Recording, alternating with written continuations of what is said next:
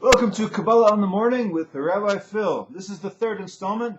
We're going to go back to the beginning of the 21st Tikkun in the Tikkunei Zohar. What is the Tikkunei Zohar? Tikkunei Zohar was a text written some 2,000 years ago. There's scholars who dispute this and say it was actually written by Moses de Leon in Provence in the Renaissance.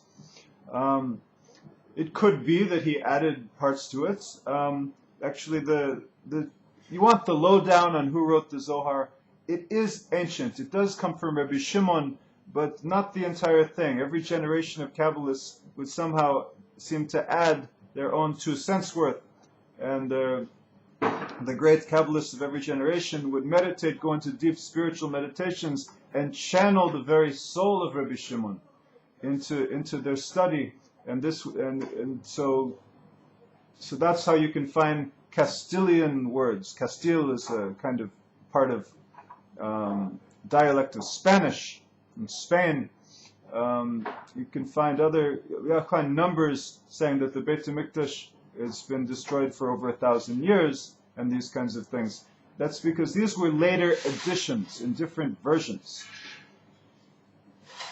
It was only first published in the Renaissance, but before that it was either a secret oral tradition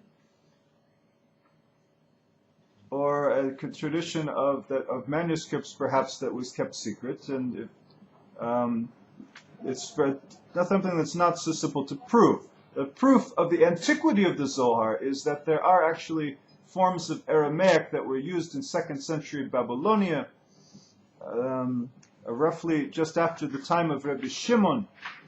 Rabbi Shimon actually lived in the land of Israel, not in Babylonia.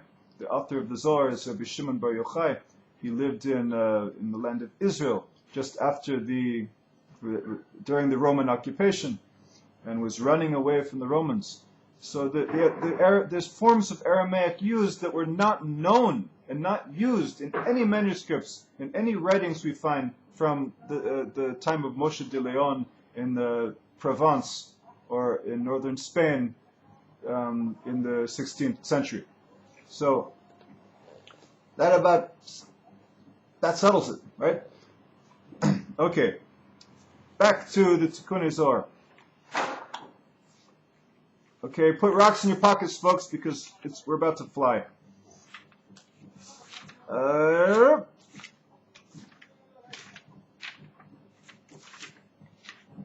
Bereshit bara Elokim. In the beginning, God created. I'm opening up another parenthesis. The premise of the Tikkunei Zohar is taking the word Bereshit in the beginning and dividing it into 70 chapters based on permutations of the word Bereshit. For instance, you take the word Bereshit like this. Bet Resh Aleph Shin Yud Taf. It means in the beginning in Hebrew. And you can divide it into bara. Bet Resh Aleph means created. And Shin Yud Taf is shit. Yes, shit in Aramaic means 6.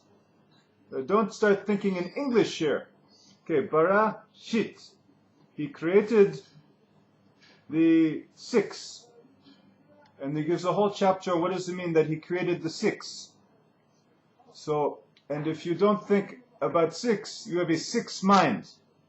Okay, so Shir, you could take Bereshit, the 6 letters in the beginning, and you could rearrange the letters to spell Shir Ta'ev, a song of desire, a desirous song. Okay, and he found 70 of these, and they would discuss them in the fields up in the Galilee 2,000 years ago. Well, in Greece they were playing their pipes and timbrels. Rabbi Shimon was in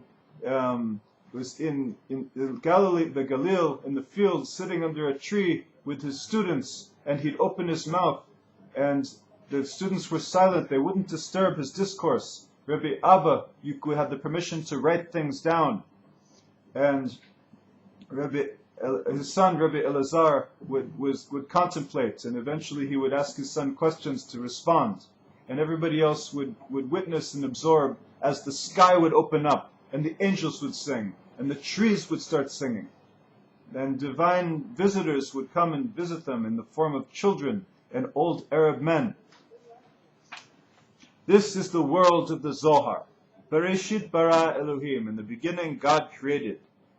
Elohim can be, the God's name, Elohim, can be divided into mi bara ele, mi ele. So you see, God's name, Elohim, I make sure to not write the hey, write a kuf, because we have to guard God's name. God's name is not, avoid writing it down unless you know the law of how to do it. God's name, in English it's okay, in Hebrew you shouldn't do it, can be divided into Aleph Lamed Hey, Ele, that's these, and me, which means who. Who, me, created these, Ele. Me is who, right? Mem Yud means who, created Ele, meaning these. It's all in God's name, Aleph Lamed Hey, Yud Mem. You just invert the Yud and the Mem to make me, meaning who. So raise your eyes to the heavens and see who created these. As those are the words of Isaiah. Bereshit, in the beginning, Nachtu Taman Tren Sabin.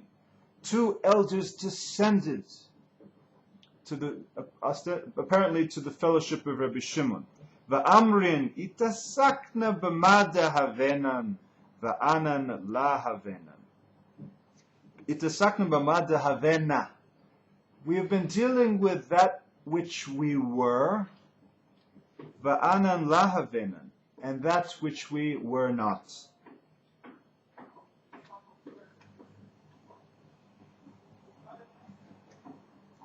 Another version reads, we have been dealing with that which you were, and that which you were not.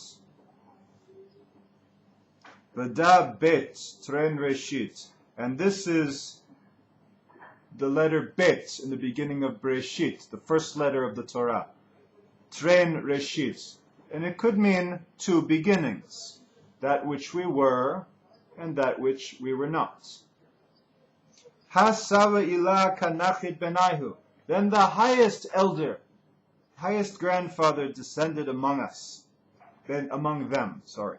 Amar da ha-anachad. And he said to them, we are one. Ananchad. Utlat havenan. And we were 3. We used to be 3. Now we're 1. Buka'an ananchad. And now we are 1. Elokim Vadai. God's name, God Vadai. Vadai mi bara ele. Certainly Elokim contains within it who created these, mi bara ele. Mi vara v'ilen tlat. Who created these 3? The ihi revia shvia, and there's a 4th and a 7th. And another version says and the 5th and the 9th. So he throws out a few numbers. Bereshit inun shit savin. In the beginning there are 6 grandfathers. Uman ninhu, and who are they? Et hashamayim ve'et ha'aretz. Ha'anan shiva, and these are 7. Utlat ganizin alayhu, and 3 hidden upon them. So in order to just briefly explain some of what's going on with these numbers here, if an elder comes down to Rabbi Shimon's fellowship, he's coming from before the world was created to a very high world, perhaps from the world of Nikudim, I don't know, I need to study this, he's coming back worlds before worlds were created. Otherwise, why would he be a Saba? He could be a father. And what is he says? We are 1 and we were 3. So he's talking about the 3 upper sphirot. In order to briefly introduce this, God is infinite, we are finite. In order for the infinite to eventually find its way in the finite, the gods filled his light into vessels, and the vessels created images, and these images are like a family there's grandfather, there's a father, there's a mother, there's a bride, a son who's a bride, and a daughter who is, son who is a groom, and a daughter who is a bride. And these are called the partsufim, the divine images. Each is comprised of 10 sfirot. So when he says the upper three, he's talking about Keter, Chochma, and Bina, or perhaps Chochma, Bina, and Dat. Let's say it's the second one: wisdom, understanding, and consciousness. These are divine attributes that are in vessels. They're not physical things. And this is the source of all wisdom in the world, the source of all understanding, and then the source of all consciousness. And then these are the inside attributes of everything, the inside of the inside, what fuels everything in the world.